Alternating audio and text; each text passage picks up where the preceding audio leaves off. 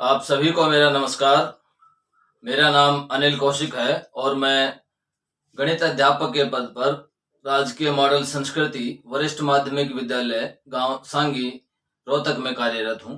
प्यारे विद्यार्थियों, आइए आज हम चर्चा करते हैं गणित विषय के कक्षा छठी के आधारभूत ज्यामितीय अवधारणाएं उप विषय पर।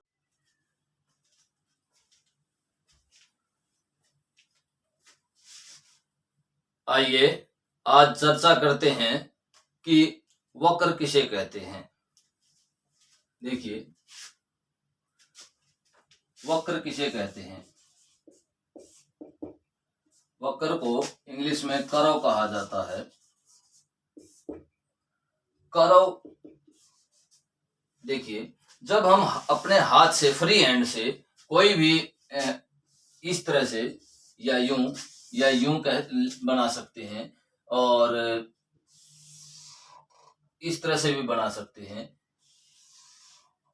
ये भी बना सकते हैं। ये जो आकृतियां हम बना रहे हैं ये क्या कहलाती हैं? सारी की सारी ये वक्र कहलाती है। हम फ्री हैंड कुछ भी खींचते हैं, कोई भी आकृति खींचते हैं, वो क्या है? वो एक वक्र है। वक्र कर्व। अब ये कितने प्रकार की होती हैं या किस तरह से हम इनको डिफाइन करते हैं? देखिए कि सिंपल कर्व, सरल वक्र, कि वक्र को सरल कब कहा जाएगा? सरल वक्र कब होगी? सरल वक्र, या इसको इंग्लिश में क्या बोलेंगे? Simple curve. सिंपल कर्व, कि कोई भी वक्र है, कोई भी कर्व है, उसको सिंपल कर्व कब कहा जाएगा? तो ध्यान से देखिए, मैं आपको 2-3 वक्र यहां पर बना के दिखाता हूं।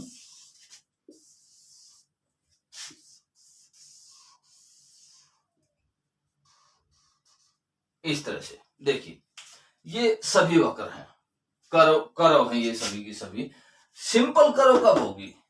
जब कोई भी वक्र, कोई भी कर्व अपने आप को ही नहीं काटेगी, अपने आप क्रॉस नहीं करेगी कहीं भी, वो सिंपल कर्व होगी, वो साधारण कर्व होगी, सिंपल कर्व होगी। ये देखिए, ये कर्व अपने आप को कहीं भी क्रॉस नहीं कर रही है, तो ये क्या है? सिंपल कर्व है। ये कर्व भी अपने आप को कहीं क्रॉस नहीं कर रही है, एक तरह से आप सर्कल भी कह सकते हैं, हाथ से बनाया हुआ, तो ये भी कहीं क्रॉस नहीं कर रही है, तो ये भी क्या है? सिंपल कर्व है। लेकिन ये देखिए, यहां पर इसने अपने आप को क्रॉस किया हुआ है, क्रॉस किया हुआ है, तो ये सिंपल कर्व नहीं है। और यहां भी क्या है? क्रॉसिंग है, ये भी सिंपल कर्व नहीं है। तो इस तरह से हम समझेंगे कि वक्र क्या है, कर्व क्या है, और सिंपल कर्व, सरल वक्र क्या है।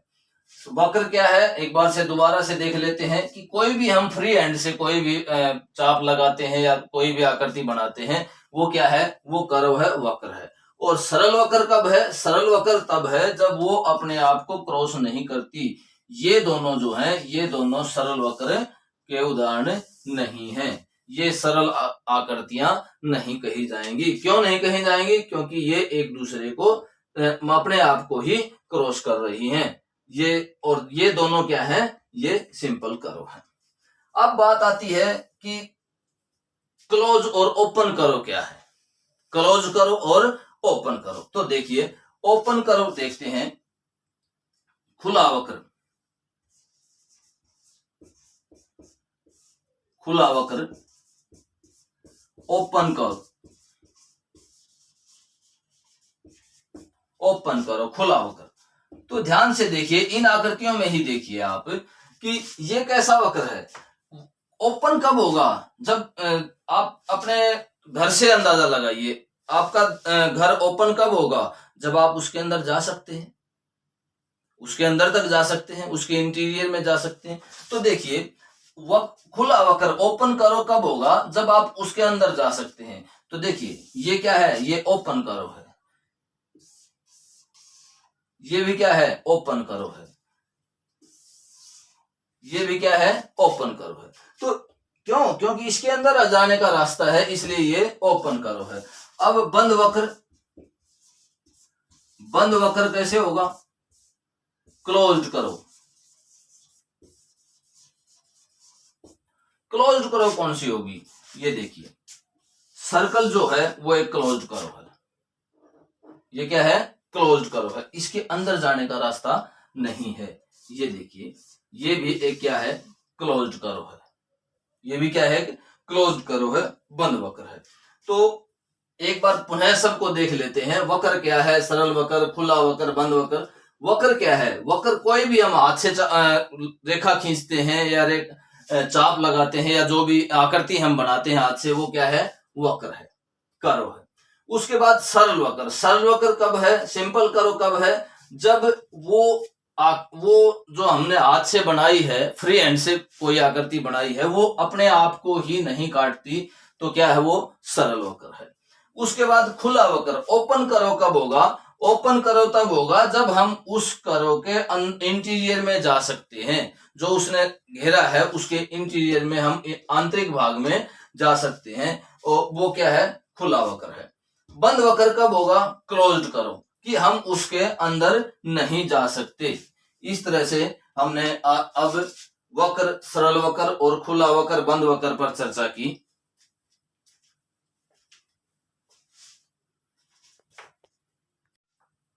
आइए अब चर्चा करते हैं कि बंद वक्र के 3 भाग कौन से होते हैं। देखिए, कौन से, कोई भी एक बंद वक्र बना लेते हैं। देखिए, हमने ये एक बंद वक्र ले लिया,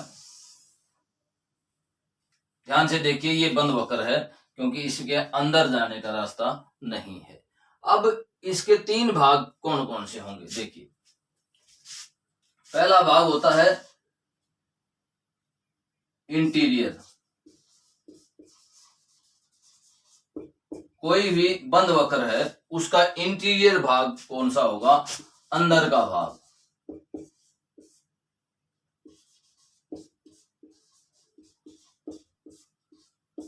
अंदर का भाग, तो देखिए, ये जो है, ये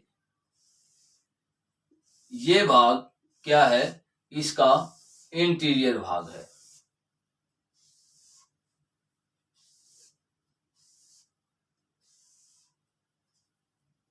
इससे बाहर नहीं जाना है आपको। ये कौन सा भाग है, इंटीरियर भाग है, इंटीरियर, अंदर का भाग है। अब दूसरा, इसी में क्या है, बाउंड्री।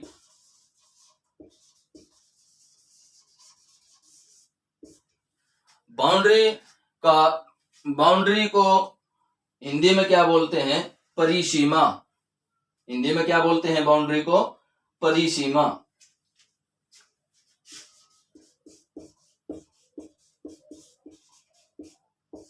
परिसीमा, बाउंड्री कौन सी है, देखिए, बाउंड्री है ये जो जहां से हम दोबारा मार्कर से खींच रहे हैं, ये देखिए, ये क्या है, ये बाउंड्री है,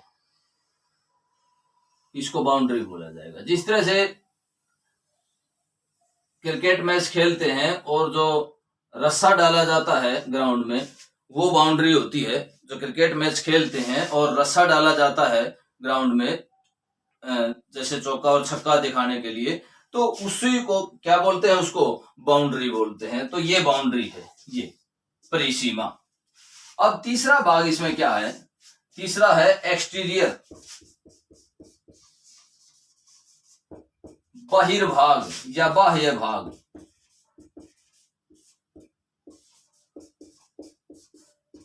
बहिर्भाग या बाह्य भाग, कि कोई भी बंद वक्र है उसका बाह्य भाग कौन सा होगा। तो इस बाउंड्री के बाहर का जो भाग है, ये देखिए, ये जो बाहर का भाग है बाउंड्री से, ये क्या है सारा, ये बहिर्भाग है, बाह्य भाग है। तो एक बार फिर से देख लीजिए, बंद वक्र, ये हमने एक बंद वक्र बनाया था। इंटीरियर क्या होता है बंद वक्र का, जिसको हमने ये लाइन से भर दिया है, ये क्या है, इसका इंटीरियर है। उसके बाद बाउंड्री क्या है, बाउंड्री मैंने अभी बताया था आपको कि ये जो जहां से हमने दोबारा खींची है, कर्व को दोबारा डार्क किया है, वो क्या है, वो बाउंड्री, परिसीमा है, बाउंड्री है। और एक्सटीरियर, इस बाउंड्री के बाहर का, एक्सटीरियर क्या है, इस बाउंड्री से बाहर का जो भाग है वो क्या है, एक्सटीरियर है, बहिर्भाग है। अब यहां पर कई बार क्या, बहुत बार हम यूज करते हैं एक शब्द, रीजन शब्द यूज करते हैं। रीजन, रीजन भाग, कि कोई भी वक्र है उसका क्षेत्र, उसका भाग क्या होगा। तो देखिए ये एक तरह से अक्षेत्र है रीजन। कोई भी कर्व है, ये हमने एक बंद वक्र है हमारे पास, हमारे सामने एक बंद वक्र है, इसका रीजन कौन सा होगा। तो इन तीनों में से क्या ये तीनों रीजन होंगे। आप विचार कीजिए एक बार कि क्या ये तीनों रीजन होंगे। अक्षेत्र कोई भी बंद वक्र है उसका अगर हम रीजन ज्ञात देखें कि भाई रीजन कौन सा है, कहां है रीजन, तो क्या ये तीनों होंगे। बिल्कुल नहीं। रीजन क्या कहलाएगा, रीजन होगा इंटीरियर और बाउंड्री मिलकर, अंदर का भाग और परिसीमा को अगर हम इकट्ठा करें, उस भाग को हम इकट्ठा करें तो क्या बनेगा, रीजन बनेगा। रीजन अक्षेत्र क्या होता है कि आंतरिक भाग, अंदर का आंतरिक भाग जमा परिसीमा वाला भाग।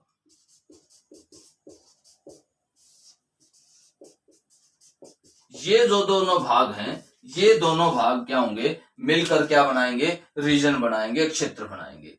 तो अब हमने देखा कि बंद वक्र उसके तीन भाग कौन से हैं, इंटीरियर, बाउंड्री और एक्सटीरियर। उसके बाद इन दो को मिलाकर के, इंटीरियर और बाउंड्री को मिलाकर के क्या बनता है, रीजन बनता है। जब भी आपको रीजन की जरूरत होगी, किसी भी बंद वक्र के रीजन की जरूरत होगी, तो आप क्या क्या उसमें इंक्लूड करेंगे, आंतरिक भाग और परिसीमा का भाग इंक्लूड करेंगे, मतलब बाउंड्री और आंतरिक भाग उसमें यूज किया जाएगा।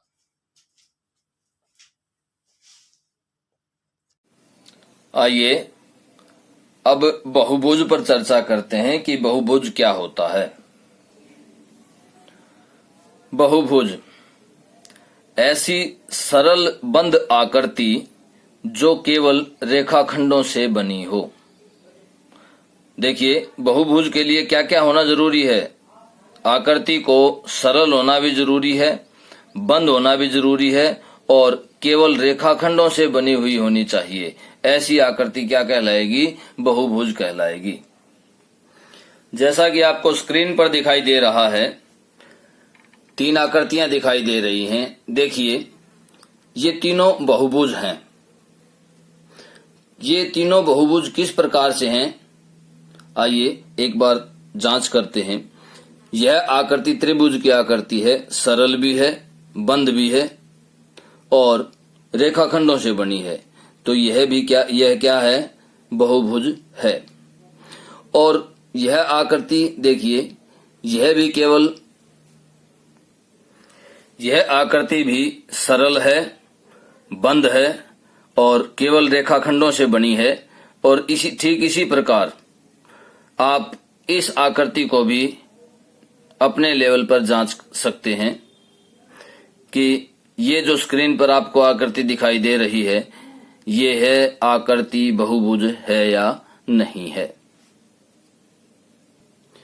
आइए अब चर्चा करते हैं कि किसी बहुभुज की भुजाएं, शीर्ष और विकर्ण कौन कौन से होते हैं। आपको स्क्रीन पर जो आकृति दिखाई दे रही है, यह एक चार भुजाओं वाला बहुभुज है, अर्थात चतुर्भुज है। अब हमने इस चतुर्भुज के या इस बहुभुज के जो कोने हैं उनको ABCD से दर्शाया है। अब ध्यान से समझिए कि बहुभुज की भुजाएं कौन सी हैं। तो जिन रेखाखंडों ने इस आकृति को बनाया है या क्षेत्र को घेरा हुआ है, वो इसकी भुजाएं हैं। तो इसमें AB, यहां से यहां तक AB, यहां से यहां तक BC और CD तथा DA या AD इस बहुभुज की भुजाएं हैं। आइए अब देखते हैं कि इस बहुभुज के शीर्ष कौन कौन से हैं।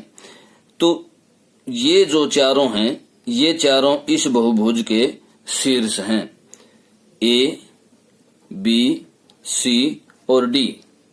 इस बहुभुज के शीर्ष हैं। अब बहुभुज के विकर्ण पर चर्चा करते हैं कि विकर्ण कौन से हैं। आप ध्यान से देखिए, विकर्ण कौन से होते हैं? जो शीर्ष बिंदु एक दूसरे से नहीं मिले हुए हैं बहुभुज में, अगर उनको मिला दिया जाए तो बहुभुज के विकर्ण बनते हैं। देखिए कैसे, इस आकृति में बिंदु B और D नहीं मिले हुए, A और C नहीं मिले हुए, तो इस प्रकार B से अगर D को मिलाया गया है तो BD विकर्ण बना। इसी प्रकार A से बिंदु C को मिलाया गया है तो AC विकर्ण बना। तो इस प्रकार हमने देखा कि बहुभुज की भुजाएं कौन सी होती हैं, शीर्ष कौन से हैं और विकर्ण कौन से होते हैं।